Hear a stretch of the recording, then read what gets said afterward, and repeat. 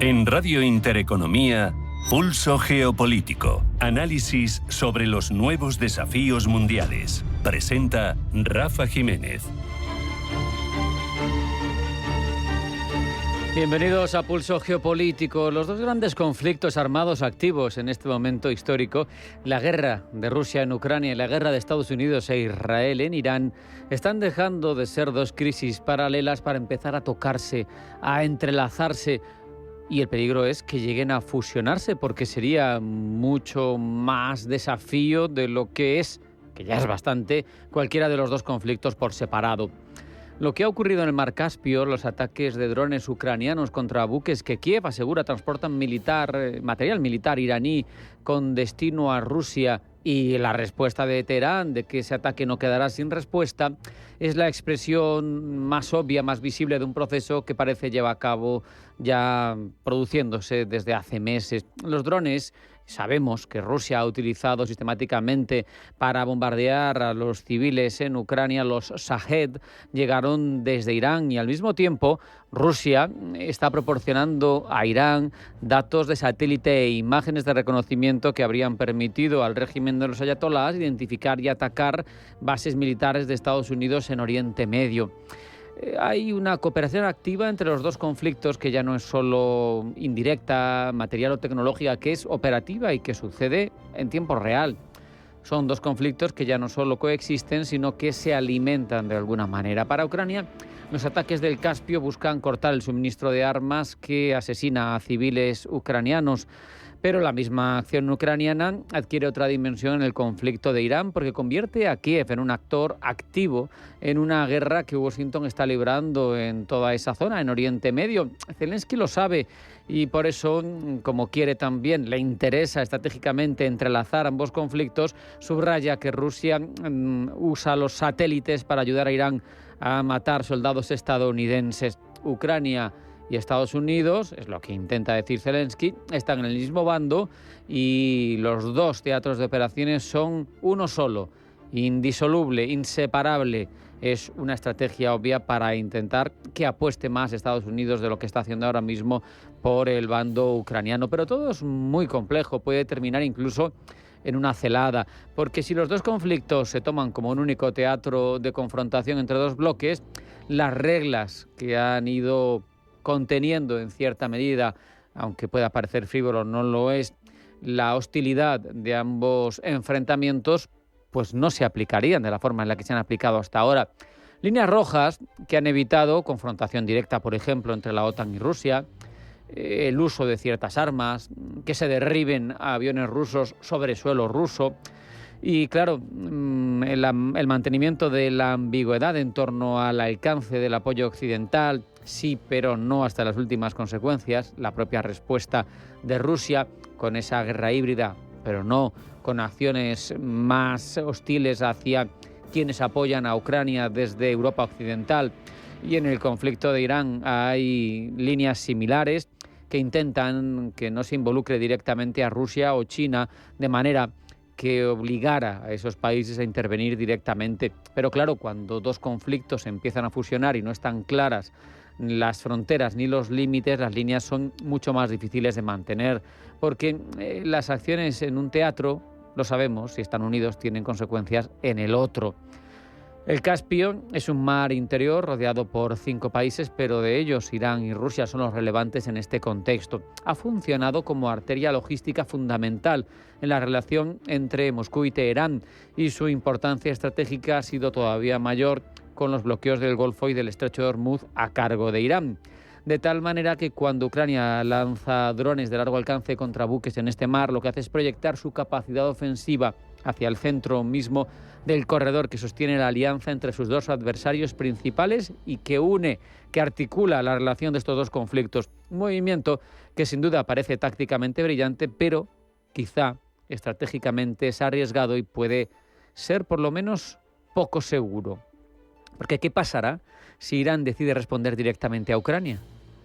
Irán tiene capacidad de atacar Ucrania con misiles balísticos de largo alcance. Ya no sería Rusia contra Ucrania, ya estaría Irán, y además con su tecnología dañando de forma severa a Ucrania, Y sería la primera situación desde 2022 en la que no es Rusia quien ataca a Ucrania. ¿Esto cambia cualitativamente el conflicto? ¿La OTAN diría algo?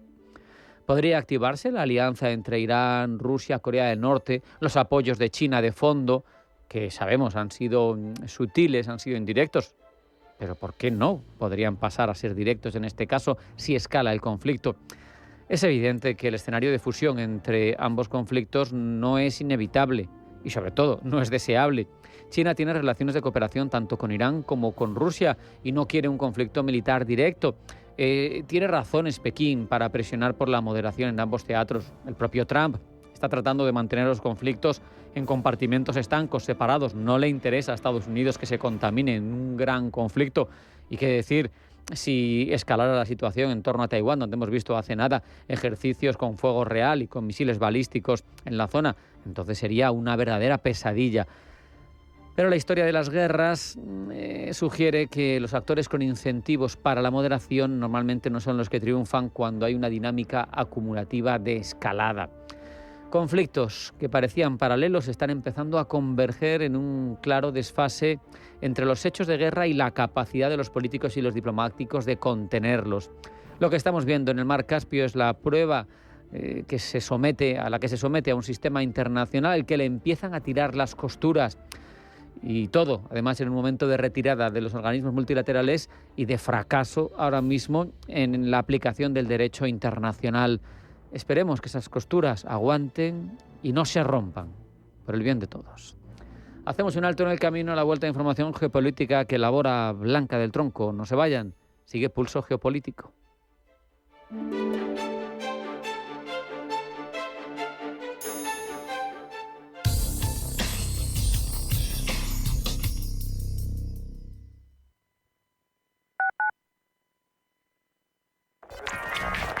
La radio no sabe dónde estás, pero tú siempre sabes dónde encontrarla.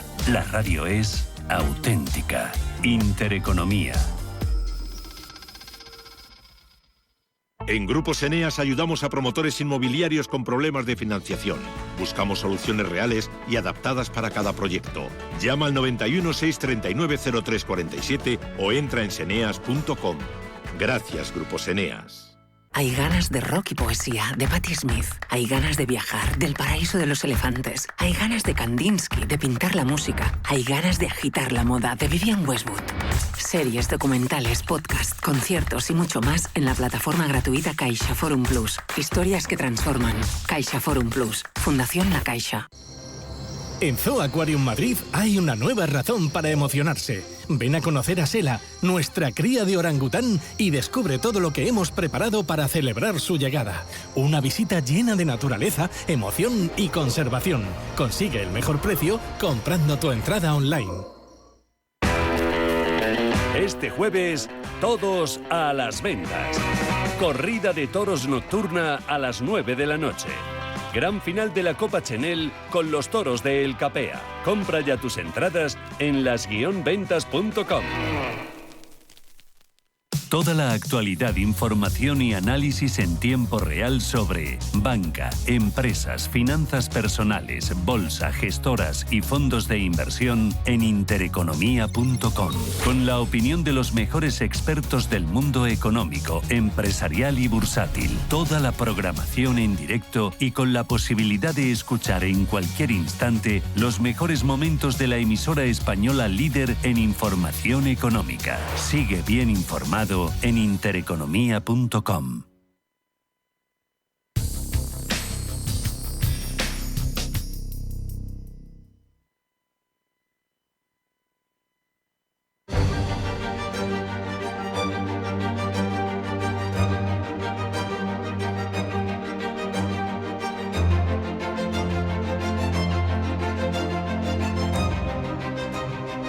En Radio Intereconomía, Pulso Geopolítico.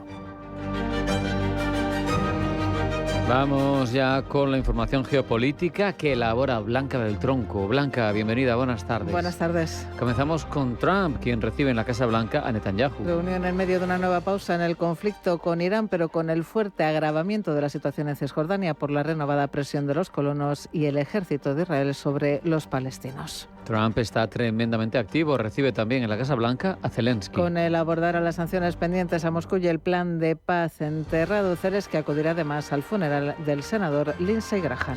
Ucrania mantiene su campaña de ataques sobre Rusia. Ataques contra suelo ruso y en el Mar Negro contra navíos rusos, al tiempo que las fuerzas de Moscú continúan ejerciendo presión en el frente con ataques nocturnos con numerosos drones y misiles. España y Francia continúan luchando contra los incendios. Y lo hacen en un día clave ante la llegada mañana tanto a nuestro país como a Francia de una nueva ola de calor que podría complicar las labores de extinción. En España, el ministro del Interior, Fernando Grande Marlaska, se muestra algo más optimista porque los trabajos de la pasada noche, dice, han sido positivos.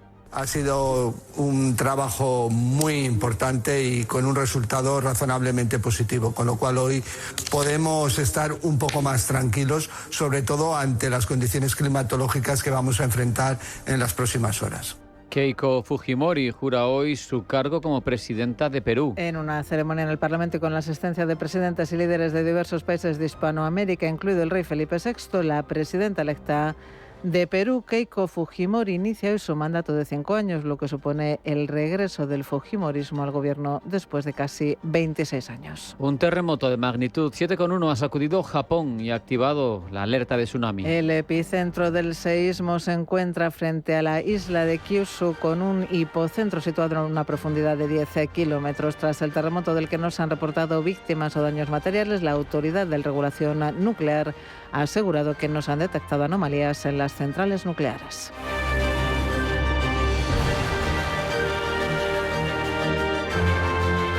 En Radio Intereconomía, Pulso Geopolítico. Presenta Rafa Jiménez.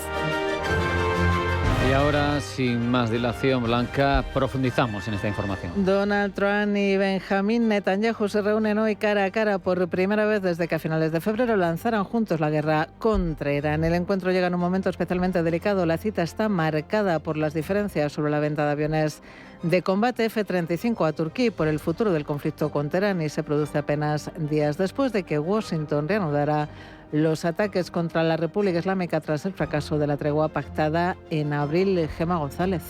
Para Netanyahu es ya su 8ª reunión con Trump desde el regreso del republicano a la Casa Blanca, lo que le convierte en el líder extranjero que más veces ha pisado el despacho Oval en este mandato. Pero la relación entre ambos dista de ser tan fluida como al principio. En junio, el propio Trump llegó a calificar a Netanyahu de loco durante una llamada telefónica por la ofensiva israelí en Beirut, recordándole además que lo había ayudado a evitar la cárcel en su juicio por corrupción. Antes de partir hacia Washington, el primer ministro israelí quiso rebajar la tensión y definió la cita en términos solemnes. Es un gran privilegio, pero también una gran responsabilidad, declaró, adelantando que Irán será el asunto prioritario de la agenda. Junto a la cuestión iraní, los dos líderes abordarán también la situación en Gaza y la aplicación del acuerdo de seguridad entre Israel y Líbano, firmado el mes pasado y que sobre el terreno atraviesa serias dificultades. De hecho, según ha revelado la cadena CNN, Netanyahu comunicó el pasado domingo a su gabinete de seguridad que la administración Trump desea retirar las fuerzas israelíes de sus posiciones en Líbano, Gaza y Siria, algo a lo que el primer ministro israelí tiene intención de oponerse. Pese a las fricciones, un alto cargo estadounidense quiso transmitir normalidad, asegurando a CNN que Trump mantiene una relación sólida con Netanyahu. Y los analistas apuntan en la misma dirección. Consideran que el objetivo del encuentro es mostrar al mundo y en particular a Irán y a Líbano que no existe ninguna ruptura importante entre Estados Unidos e Israel y que las discrepancias se concentran más en los métodos y los plazos que en los objetivos finales. El telón de fondo regional sigue siendo tenso. Irán ha amenazado con represalias contra instalaciones estadounidenses en el Golfo Pérsico y los ataques de los hutíes yemeníes contra buques en el Mar Rojo mantienen a Washington en alerta. Todo ello, además, con un condicionante interno. Netanyahu llega a esta cita en plena antesala electoral en Israel, debilitado en parte por el deterioro de su relación con Trump, lo que añade a la reunión una dimensión de política doméstica que ninguno de los dos líderes puede ignorar. Después de reunirse con Netanyahu, Donald Trump recibirá hoy también en el despacho Oval al presidente ucraniano Volodymyr Zelensky, en un encuentro que llega en un momento especialmente delicado para Kiev. La visita coincide con el funeral en Washington del senador republicano Lindsey Graham, uno de los grandes valedores de Ucrania en el Congreso, fallecido este mes a los 71 años, y Zelensky aprovechará también su estancia para reunirse con los 100 senadores de Estados Unidos. Iciar Prieto. La relación entre ambos líderes ha sido de altibajos desde el tenso encuentro en el despacho Oval en febrero de 2025, aunque en los últimos meses ha ido virando hacia un tono más cordial. ¿Con qué llega Zelensky a Washington? Con una agenda centrada sobre todo en reactivar unas negociaciones de paz que llevan meses estancadas. En los días previos, el mandatario ucraniano ha hablado con el enviado de Trump, Steve Witkoff, y con su yerno, Jared Kushner, precisamente para intentar desbloquear ese proceso. Zelensky insistirá también en su petición histórica de conseguir más sistemas Patriot y misiles antiaéreos, incluso licencia para fabricarlos en territorio ucraniano ante la vulnerabilidad de sus ciudades frente a los ataques rusos, y buscará el respaldo de Washington a un nuevo paquete de sanciones contra Rusia, la iniciativa legislativa que el propio Graham impulsó en el Senado hasta hace poco antes de morir, centrada en golpear los ingresos petroleros y gasísticos del Kremlin. El telón de fondo militar es sombrío. Rusia ha intensificado sus ataques con misiles balísticos contra ciudades ucranianas, mientras Kiev responde con ofensivas de largo alcance contra infraestructura rusa, incluida Moscú. Ambos bandos mantienen versiones opuestas sobre el avance en el frente oriental en la región de Donetsk. ¿Y qué piensa Trump de esta guerra? El presidente estadounidense ha insistido en que el fin del conflicto está mucho más cerca de lo que la gente cree, y ha llegado a sostener que la presión militar ucraniana sobre Moscú podría precisamente acelerar las negociaciones. Sin embargo, semanas atrás también expresó su frustración tras una llamada con Vladimir Putin, de la que dijo sentirse muy decepcionado al constatar que el líder ruso no parece dispuesto a detener la ofensiva. Todo apunta a que si el encuentro de hoy resulta fructífero, la Casa Blanca podría anunciar una cumbre a 3 bandas con Rusia en ciudades como Helsinki o Riad antes de que termine el verano. La gran incógnita sigue siendo la misma de siempre: si Zelensky aceptará las condiciones que Trump ponga sobre la mesa. La guerra entre Estados Unidos, Israel e Irán ha puesto sobre la mesa una vieja ambición israelí: construir una ruta terrestre para el petróleo y el gas del Golfo que evite el estrecho de Hormuz y desemboque en los puertos israelíes del Mediterráneo. La propuesta lanzada por Netanyahu hace unos meses ha ganado ahora fuerza con las declaraciones del ministro de Energía israelí, Eli Cohen, que no ha dudado en plantear el proyecto casi como una condición de paz con Riad. Arabia Saudí ha dicho necesita la paz con el Estado de Israel mucho más que nosotros necesitamos la paz con Arabia Saudí. Una frase que resume bien el tono con el que Israel está planteando esta negociación, no como una concesión mutua, sino como una necesidad casi exclusivamente saudí. Cohen defiende que el reino con Hormuz, convertido en un punto crítico y vulnerable durante el conflicto con Irán, necesita alternativas para seguir colocando su petróleo en los mercados internacionales, y que esa alternativa pasa, según Israel, por sus propias infraestructuras portuarias en el Mediterráneo.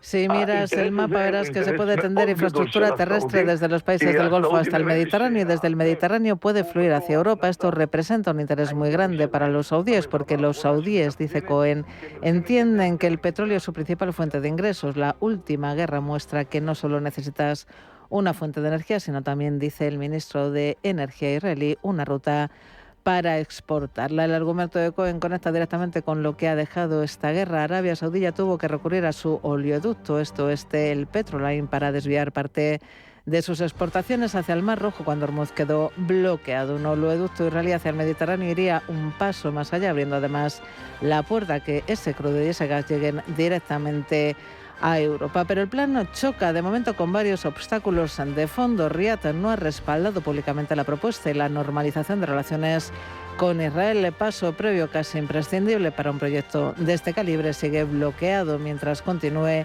la ofensiva israelí en Gaza. Eso se suma a que buena parte del trazado tendría que cruzar Jordania, un país cuya relación con Israel atraviesa ahora mismo uno de sus peores momentos, con la disputa por el suministro del agua como telón de fondo. Por ahora, el oleoducto Israel-Arabia Saudí sigue siendo una propuesta política defendida con fuerza por Netanyahu y su ministro de Energía, pero sin acuerdo, financiación ni calendario. Y la falta de explosivos y propelentes amenaza el rearme de la OTAN. Los aliados occidentales han puesto en marcha al menos 24 proyectos para reconstruir su producción nacional de estos materiales críticos después de décadas de dependencia exterior. Keren Díaz. La OTAN se ha dado cuenta, con más de 3 años de guerra en Ucrania por delante, de que rearmarse no sirve de mucho si faltan los ingredientes básicos para fabricar munición. Los gobiernos occidentales han puesto en marcha al menos 24 nuevos proyectos en territorio aliado para reconstruir la producción nacional de explosivos y propelentes críticos, una industria que Europa y Estados Unidos dejaron morir tras el fin de la guerra. El problema tiene nombre y apellido: nitrocelulosa, TNT, pólvora para artillería. Rusia ha drenado los arsenales occidentales de munición y, pese a años de denunciados planes de rearme, la industria armamentística de la OTAN aún no logra reponer esas reservas al ritmo necesario. La causa, coinciden los analistas, es la deslocalización de la producción de explosivos que se llevó a cabo durante décadas. Un ejemplo claro es Estados Unidos. Cuestiones ambientales cerraron en los 80 la última planta de TNT del país, obligando al Pentágono a depender de aliados como Polonia. Ahora Washington reconvierte instalaciones como el depósito militar de Bluegrass en Kentucky para fabricar explosivos como el RDX y el HMX, con una inversión superior a los $900 millones. Además, y según The Wall Street Journal, Arkansas albergará 3 instalaciones de producción de propulsores, incluida una nueva planta de Regulus Global con sede en Virginia. En Europa los movimientos se multiplican. En Suecia, la empresa Swivel levanta una planta de TNT que será de las primeras construidas en el continente desde la Guerra Fría. Finlandia impulsa una nueva fábrica en Pori, Polonia amplía la capacidad de su empresa Nitrochem y el Reino Unido, a través de Vae System, multiplica por 16 su producción de proyectiles en Gales del Sur. Estonia, por su parte, prevé abrir en 2028 una fábrica de RDX dentro de un nuevo parque industrial de defensa. A todo ello se suma otro frente: la escasez del linter de algodón, la fibra que se usa para fabricar nitrocelulosa y de la que la alianza depende en gran parte de importaciones de Estados Unidos, Brasil e India. La propia OTAN ha respondido con un proyecto multinacional de materias primas críticas, presentado en la última cumbre de Ankara, que reúne a 12 países aliados, entre ellos España, para blindar el acceso a minerales y componentes esenciales para la industria de defensa. El mensaje de fondo es el mismo que repiten oficiales y ejecutivos del sector. Reconstruir estas cadenas de suministro llevará años, mientras la demanda de munición para Ucrania y el propio rearme aliado no deja de crecer. Y hoy en Perú vuelve el fujimorismo después de 26 años. La presidenta electa Keiko Fujimori jurará el cargo igual que lo hizo su padre hace 3 décadas. El gobierno de este estuvo marcado por el autoritarismo y la privatización. ¿Se repetirá la historia con Keiko o solamente rimará? La rima se da, por supuesto. La prioridad de Keiko Fujimori no dista mucho de la de su difunto padre: consolidar la seguridad en un país atravesado por el crimen. Carlos Javier Trelles es profesor de la UCM. En la primera vuelta de las elecciones, la señora Keiko Fujimori dijo que ella iba a gobernar como su padre, ¿no? ¿Qué significa esto? Mano dura, ¿no? Mano dura ante la delincuencia rampante que no solamente azota al Perú, sino a todos los países de la región, la criminalidad, que creo que es uno de los factores de temor más grande de la población en América Latina. Esta mano dura fue posible gracias al autoritarismo de Alberto Fujimori, quien acabó yendo a prisión en el año 2009 condenado por crímenes de lesa humanidad. ¿Repetirá Keiko esta historia de su padre o encontrará métodos más ortodoxos para dar seguridad al Perú?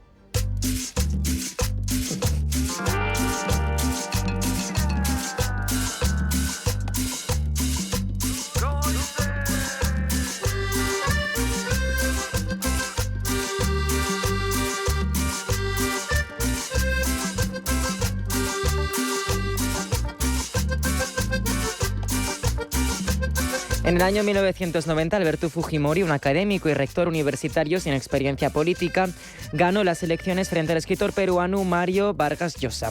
Mientras el primero defendía un gobierno de corte más autoritario, Vargas Llosa era el faro del liberalismo clásico y, siguiendo la estela emprendida por pensadores como Adam Smith, defendía un Estado que redujese su peso económico y garantizara las libertades individuales. Este debate histórico resuena todavía hoy con fuerza en el país andino. Hay que moralizar al Estado, hay que desburocratizarlo mediante una racionalización que permita utilizar de una manera provechosa a todos nuestros funcionarios, dándoles quehaceres que sean realmente productivos y eficientes.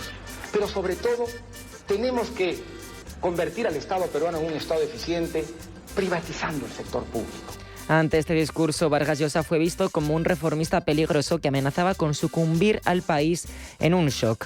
El electorado vio en Fujimori un candidato más continuista y cercano al pueblo, perfecto para garantizar la estabilidad en un país con un 7.000% de inflación. Así que votaron por él. Lo que no vieron venir es que solo días después de asumir la presidencia, el ministro de Economía de Fujimori anunció el fin de los subsidios y los controles de precios, impulsando así el conocido como Fujishock.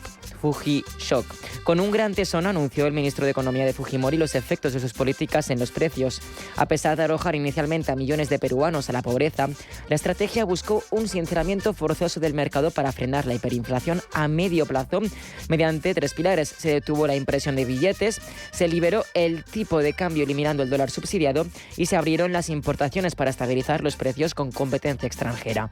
Poco a poco se logró estabilizar la economía, pero para emprender todas las reformas necesarias, Fujimori tuvo que deshacerse de los obstáculos parlamentarios mediante un autogolpe.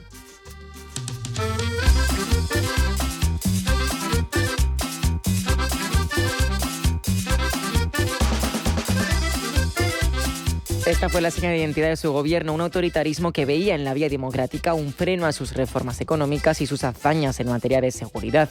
Esto nos conduce a una pregunta incómoda. Si no hubiera sido por la vía autoritaria, ¿podría haberse logrado la captura de Abimael Guzmán, líder del grupo terrorista Sendero Luminoso? Irónicamente, el mayor éxito del régimen fue obra del GEIM, una unidad policial que usó la inteligencia y el respeto a la ley, y no la fuerza bruta. Sin embargo, en paralelo, el gobierno llevó a cabo una guerra sucia mediante grupos paramilitares que cometieron crímenes de lesa humanidad. Entre tanto, en las sombras, su asesor de inteligencia, Vladimiro Montesinos, llevaba a cabo una campaña de soborno sistemática para asegurar el control del poder. Este escándalo, conocido como Vladivideos, salió a la luz en el año 2000 y obligó a Fujimori a huir a Japón, donde su segunda nacionalidad lo protegió temporalmente de la justicia peruana. Acabó dimitiendo por vía fax. Su gobierno fue relativamente exitoso en lo que se propuso, pero fue incapaz de lograrlo respetando el Estado de Derecho.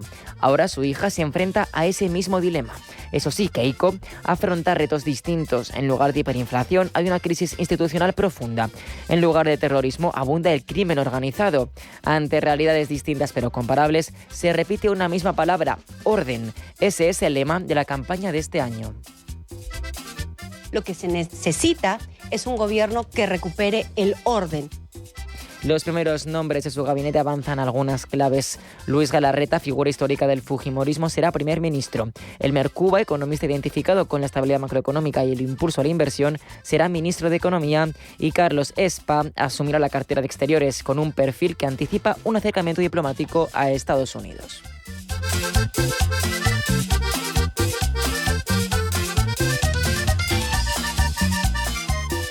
En Radio Intereconomía, Pulso Geopolítico. Presenta Rafa Jiménez.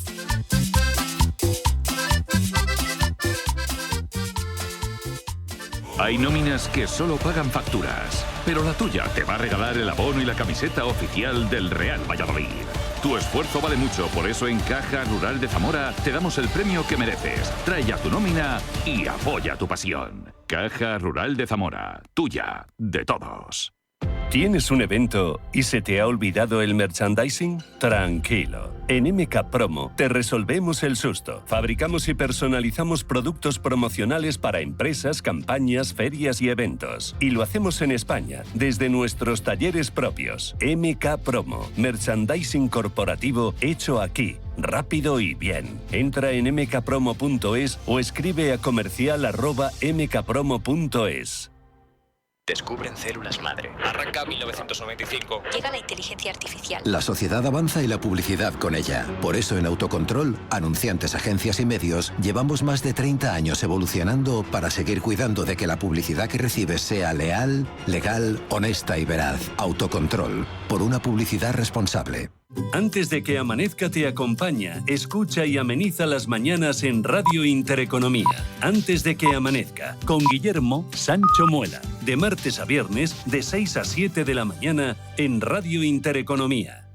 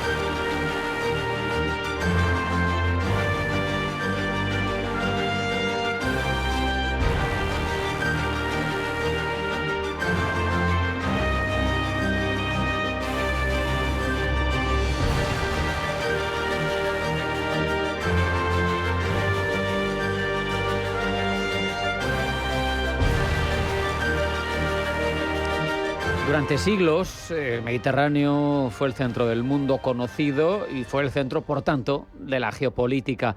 Hoy vuelve a ocupar una posición estratégica. Es frontera entre Europa, África y Asia. Es escenario donde, al final, más allá de lo local, confluyen las competencias entre las grandes potencias, la seguridad energética, las rutas comerciales, la migración, la defensa.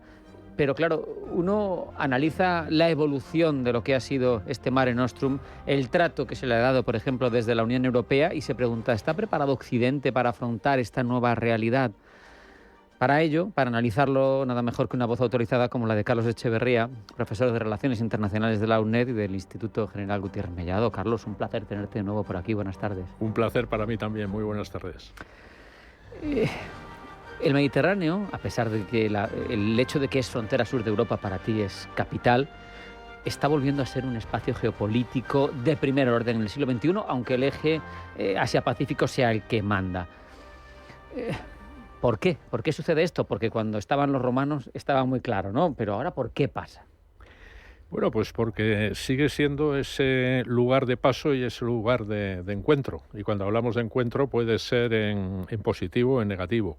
A día de hoy, si nos centramos evocando siempre a Roma, por supuesto, y otras etapas interesantes como fue la expansión del Islam y demás, hoy nos encontramos con que dos de las más importantes guerras que se están librando, abiertas y extremadamente preocupantes porque no se ve además su final, la que enfrenta a Rusia y Ucrania y los aliados respectivos, y la que empezó siendo una guerra, la quinta guerra entre Israel y Hamás, pero que se ha convertido en una guerra en Oriente Medio, pues tiene escenario y tiene consecuencias inmediatas en esa parte del mundo, ¿verdad?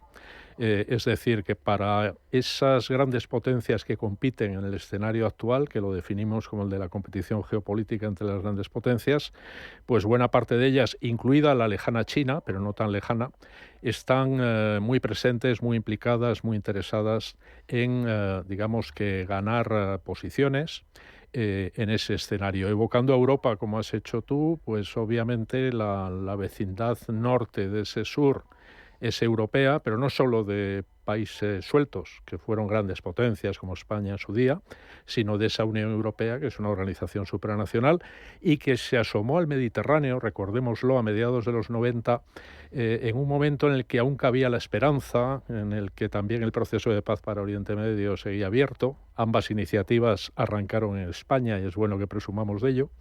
Pero claro, ahora vivimos en un momento muy diferente. Aunque la Unión Europea sigue cavilando en relación con el Mediterráneo y hay nuevas fórmulas, nuevos nombres y nuevas personas, en realidad lo que afecta al Mediterráneo es la competición geopolítica entre las grandes potencias, unida a ese punto de encuentro y de fricción entre el norte y el sur, que tiene, por ejemplo, su reflejo dramático en los flujos migratorios irregulares. Y Ceuta ahora mismo se ha convertido a escala española y a escala europea en un microescenario donde estas dificultades se plasman como en ningún otro sitio del mundo. Porque, Carlos, ahondando un momento en Ceuta, más allá de la disputa geopolítica pequeña, la de España con Marruecos, la de los mapas donde todo el norte del país es Marruecos, donde no quieren presencia. Más allá de eso, también ese escenario de esa fricción, o sea, no solo lo maneja Marruecos como herramienta de presión geopolítica, porque también supongo que es expresión de algo mucho mayor. Indudablemente. Por empezar por el principio, efectivamente Marruecos es un Estado muy proactivo que mantiene ante todo y sobre todo en relación con España una posición, digamos que proactiva y, digámoslo con claridad, agresiva. Es decir, utiliza, igual que lo hace Turquía o lo hace Bielorrusia, a sus habitantes como munición, es decir, para presionar al otro. Y lo está haciendo en Ceuta de una forma que pone en cuestión ese planteamiento de nuestro gobierno, pero no solo el gobierno central, sino a veces también autoridades autonómicas, que quieren ver las cosas de otra manera, que quieren creer que contemporizando con Marruecos se puede llegar a una situación más cómoda, cuando lo que ocurre es todo lo contrario.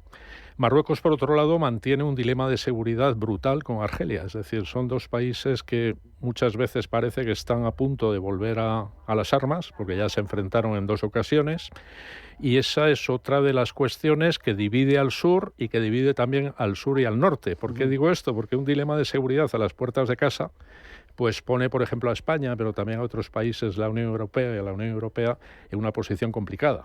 O estás conmigo o estás contra mí. Marruecos, además, es capaz de traer e instrumentalizar, y esto es muy importante, y te agradezco la pregunta, tanto la guerra que enfrenta a Rusia con Ucrania, como la guerra que enfrenta a Israel, Estados Unidos, con Irán. ¿Por qué? Bueno, pues porque instrumentalizan en el sentido de considerar, por ejemplo, y eso es una filigrana muy osada, pero algunos son capaces de autoconvencerse de ello, que el Polisario e Hezbollah son lo mismo, que Irán está actuando a través de Argelia, que Rusia actúa también a través de Argelia contra los intereses de Occidente. Y claro, eso hace que te encuentres, en términos de desinformación y de manipulación, con el hecho de que esas guerras un poco más lejanas, no tan lejanas del Mediterráneo, por lo que hemos dicho antes, porque son también mediterráneas, pero las tenemos a la puerta de casa. Y ello con un telón de fondo aún más meridional, que es el Sahel, que es el lugar al que hay que considerar Mediterráneo, aunque no lo sea geográficamente, pero que es un lugar plagado de conflictos también irresolubles y donde un actor no estatal, pero tan preocupante como es el terrorismo yihadista, sea bajo el paraguas de Al-Qaeda o del Estado Islámico, progresa, digamos que como en ningún otro rincón del mundo. Por tanto, estamos en un epicentro, España, el Mediterráneo por extensión, donde pasan muchas cosas y no necesariamente en positivo. La migración, la hemos tocado, la energía en la parte oriental del Mediterráneo, tremenda, y ahí se articulan soluciones. Pero es que incluso en esta parte que estábamos hablando, también la energía es una variable geopolítica de primer orden. Tenemos un suministrador razonablemente fiable y de cantidad como Argelia. Tenemos un Marruecos que no tiene, pero que ahora está utilizando la baza de la energía, que quiere ser el transportador del petróleo de los países ubicados al sur, como Nigeria, por ejemplo. Al final la energía se convierte en un elemento fundamental para que la sociedad funcione, pero de presión geopolítica también. Enorme.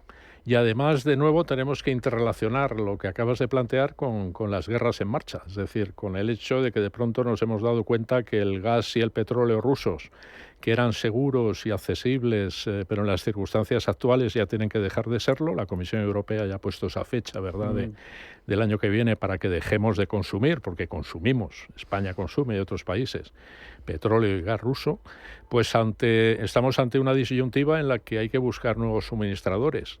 Y en nuestro breve enfado con Argelia nos hemos resentido en cuanto al abastecimiento de gas. Afortunadamente hemos recuperado, no del todo, las relaciones con Argelia, pero en esa dimensión sí. Mientras tanto nos hemos abastecido de gas, por ejemplo, estadounidense. Y como bien dices, tanto Argelia como Marruecos están en una tesitura también de competición y además feroz entre ellos. No solo en relación con esos dos gasoductos, que son proyectos. El argelino, que sería más factible, más rápido, más viable, entre Nigeria y Argelia pasando por Níger, y la filigrana diplomática, energética, económica marroquí, para atraer también a Europa, a Marruecos y a Europa, gas también desde Nigeria, pero a través de 15 países bordeando todo el África Occidental. Pero no solo eso, ellos también tienen la energía solar y también están ambos compitiendo en términos de otras energías, como el nitrógeno verde y demás.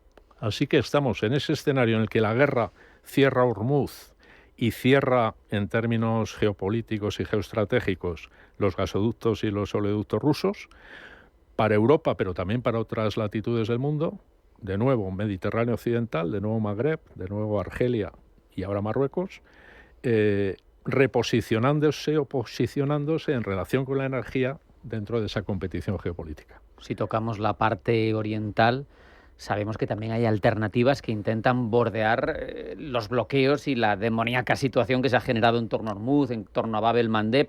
Hay ahora mismo un planteamiento de un oleoducto o gasoducto a través de Irak, que pasara incluso por Siria, que llegara al Mediterráneo, y ahí encuentras otros actores que tienen también mucho que decir. Todo el Mediterráneo oriental, la pugna que tiene Turquía, que a su vez tiene la baza de lo que llega de Azerbaiyán por el corredor de Zangezur, por el sur de Armenia, y que al final es petróleo que se pone a disposición de barcos que van a surcar el Mediterráneo y que se van a distribuir a todo el mundo. Indudablemente, y además Turquía siendo lo que es un país de tránsito, pero que ha sido capaz desde mediados de los 90, siendo país de tránsito, de atraerse efectivamente oleoducto, gasoducto desde Azerbaiyán y, por supuesto, posicionándose en relación con, en términos de presente y de futuro, con lo que puede ser el mundo cuando acabe la guerra, cuando acaben esas dos guerras. Hay además en el Mediterráneo oriental situaciones tan sugerentes y casi iba a decir estimulantes, como aquel acuerdo que firmaron dos países en estado de guerra, Líbano e Israel, hace 2 años, para delimitar las aguas y poder cada uno de ellos extraer el el gas, en este caso, que en el lecho marino de ambos países existe.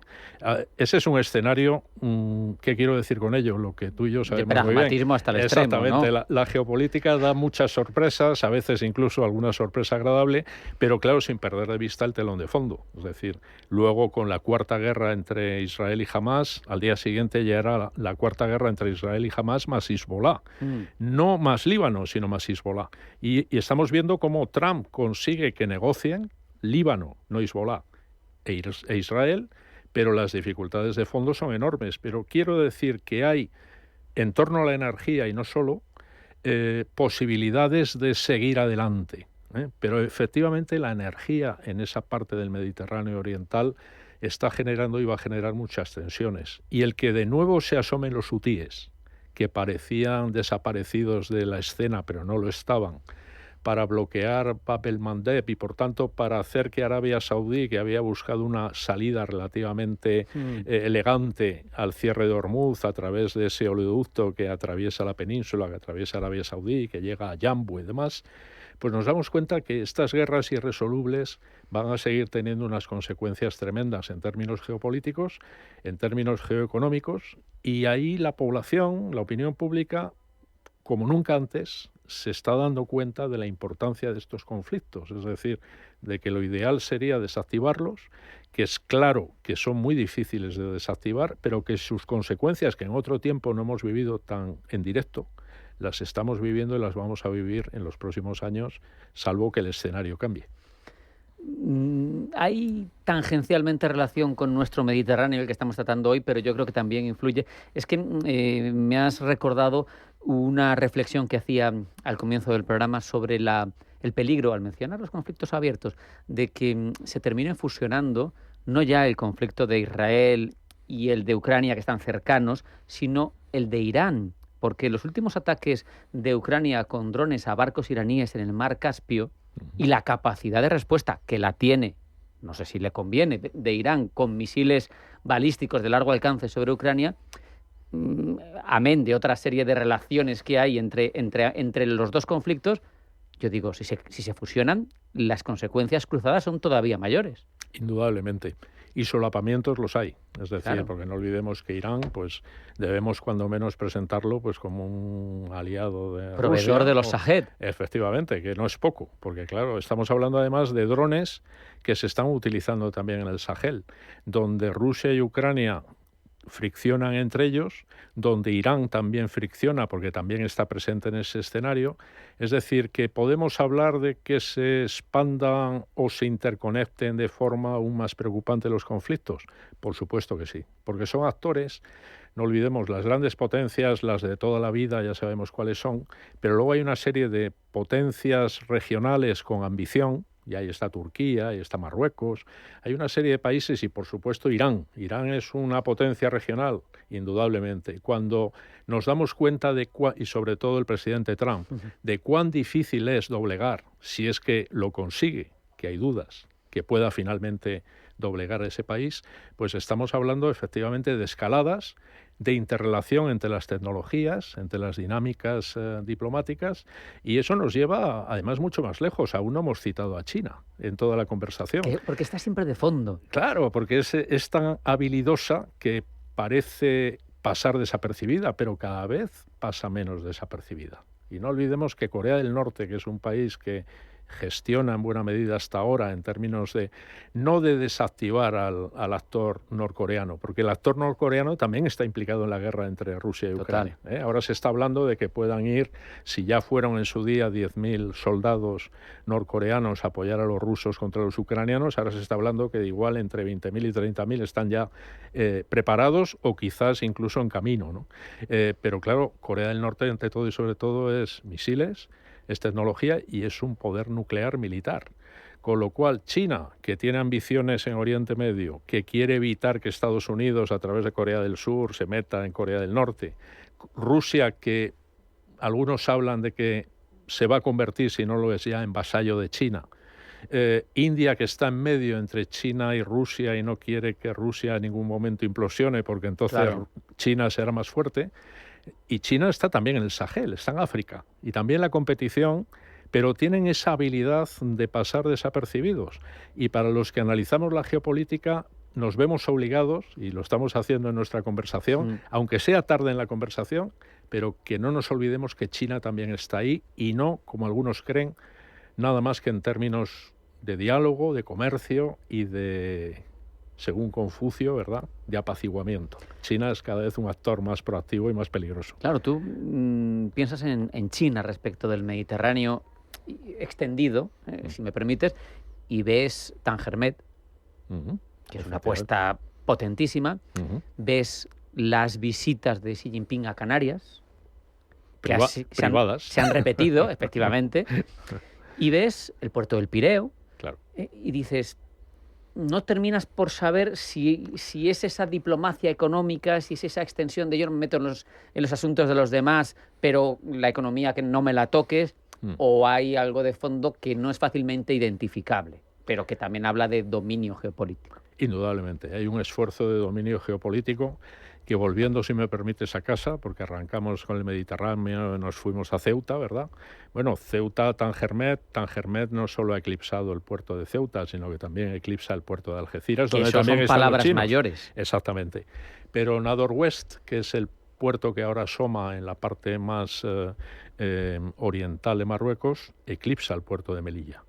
Y los chinos, que son los valedores de ese puerto, aunque también arrimamos el hombro, Francia financia, la Unión Europea, incluso España, estamos en una China, en un puerto como es Nador West, cuando funciona a pleno rendimiento, donde echando la mirada atrás y pensando en nuestro protectorado y la extracción de minerales en aquella época, ¿te acuerdas, verdad?, Bueno, China ya está en eso, ya está extrayendo minerales del norte de Marruecos y en una actitud en la que nadie se atreve a calificar a China de un nuevo poder colonial en suelo africano, pero acabará siendo calificado de tal. Pero indudablemente para la seguridad nacional de España, el que dos puertos importantes como son Ceuta y Melilla, que están obligados a reinventarse, porque no quiere decir esto que ya es el fin, ¿no? Pero claro, hay que echarle imaginación y voluntad política. Pero el que está eclipsándonos es, a través de la voluntad política de Marruecos, que está ahí para enredar y para fastidiar, efectivamente está China, entre otros actores. Es tremendo. ¿El pacto por el Mediterráneo realmente sirve para algo? ¿Son palabras? Porque las etapas anteriores fueron, al final, por la propia realidad que vemos, pues relativamente fracasados, o por lo menos no consiguieron los objetivos. Claro, pero ahora uno se pregunta si es un enfoque fragmentado de acuerdos parciales o si realmente hay un proyecto global en el que se proponga algo y haya una estrategia de fondo. No lo hay, entre otras cosas, porque el interlocutor que teníamos en Barcelona, aunque no era uno, sino que eran 12, los 12 estados del sur y del este, Palestina no era un estado, pero en cualquier caso era uno de los 12, no eran una unidad. Pero en la aproximación europea sí era, digamos que coherente.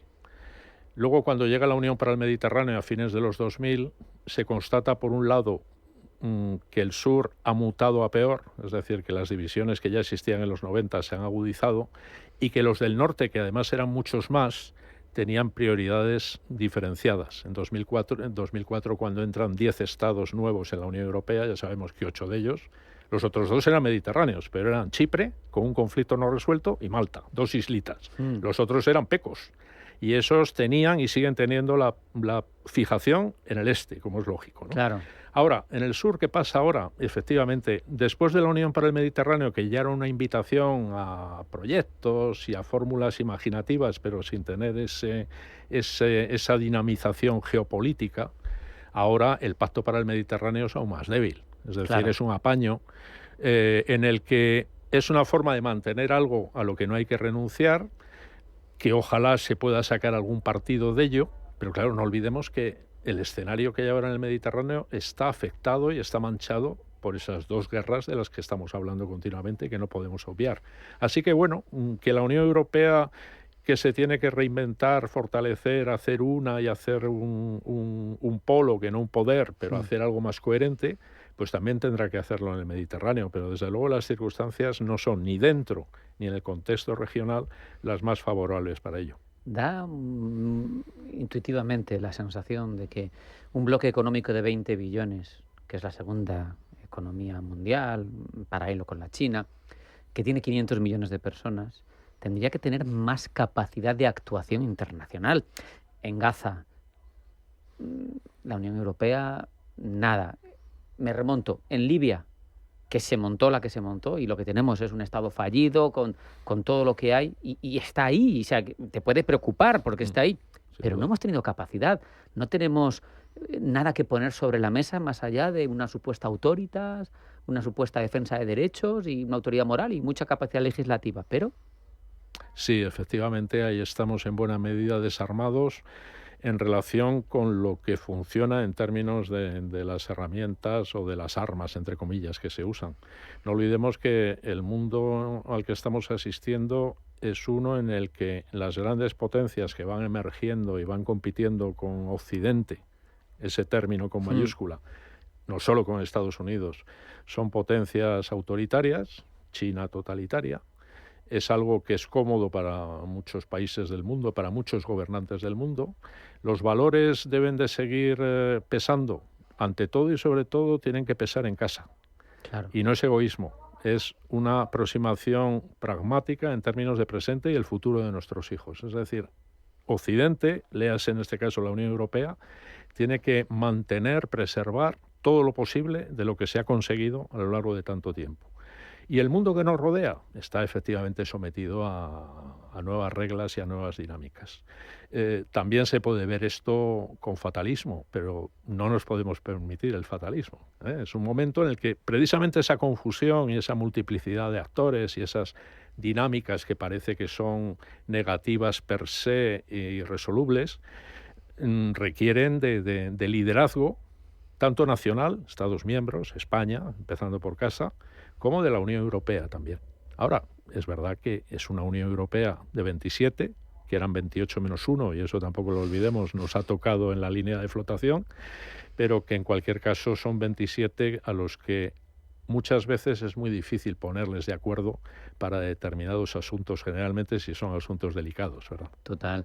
Y se nos queda en el tintero, porque se nos está acabando el tiempo, hablar de Egipto, que con sus cosas tiene su importancia y funciona de nexo y de eje en una zona de Turquía más en profundidad, que con su neo-otomanismo y su concepción cada vez más autoritaria del Estado y cada vez menos laica, pues está llevando hacia, no sé hacia dónde, pero está claro que quiere pintar más, se proyecta hacia África, se proyecta hacia el Mediterráneo, no sé si intentando reverdecer viejos laureles del imperio. Se nos quedan muchas cosas por delante, pero quien articule una estrategia sólida para el Mediterráneo, de los grandes y de los medianos, ¿sacará una ventaja decisiva en el tablero internacional, Carlos? Sí, pero el problema es que, si me permites, y no es bonito acabar así, ¿verdad?, yo no visualizo un Estado líder para plantear una nueva aproximación ilusionante al Mediterráneo. Porque, por ejemplo, si miramos a Francia, que muchos miran a Francia, empezando por los franceses, creyendo que van a tener, ¿verdad?, la batuta. Francia ha sido derrotada en el Sahel, ha sido expulsada del Sahel, está viviendo un momento complejo tanto hacia adentro como hacia afuera. Y si me apuras, pues precisamente al no estar Francia en su mejor momento, los que quedamos en términos mediterráneos somos Italia y España. Y eso es importante en términos de reflexión, porque no olvidemos que la Italia de Giorgia Meloni, y lo hizo muy bien, aprovechó muy bien el momento de la crisis entre España y Argelia. No porque disfrutara de ella, sino porque el vacío que dejamos lo llenó bien. Italia es un Estado que tiene liderazgo, pero que tiene una cintura limitada. Pero España también tiene liderazgo, puede tenerlo, y tiene también una cintura limitada. Ahora, tampoco estaría de más que en momentos como los actuales, en los que Francia está eclipsada, pues igual tenemos una ventana de oportunidad. Primero, nacional. Yo creo que primero hay que pensar en términos, no es egoísmo, sino en términos prácticos. España tiene que recomponer sus relaciones con Marruecos y con Argelia. Marruecos no puede seguir actuando como actúa en relación con nuestros intereses, y nosotros no estamos a expensas de llevarnos bien con uno frente al otro. Tenemos que tener una relación con Argelia y Marruecos en términos de intereses españoles. Podría ser el arranque para una España más mediterránea con liderazgo. Falta hace porque es clave, como hemos visto, para la geopolítica este Mare Nostrum, y nosotros estamos en él. Así que ojalá sea así. Carlos Echeverría, muchísimas gracias por estar aquí reflexionando con nosotros en este tiempo. Muchísimas gracias a ti. Hasta la próxima. Un abrazo fuerte, gracias. Nos vamos a marchar hasta aquí. Ha dado de sí esta edición de Pulso Geopolítico, en la que hemos ofrecido reflexión, toda la información de la geopolítica de la jornada y profundidad en un asunto tan relevante como el mar Mediterráneo y todas las disputas geopolíticas que en él se dan ahora mismo. Sean felices, pasen buena tarde y acudan siempre a su cita con nosotros. Esto es Pulso Geopolítico. Hasta mañana.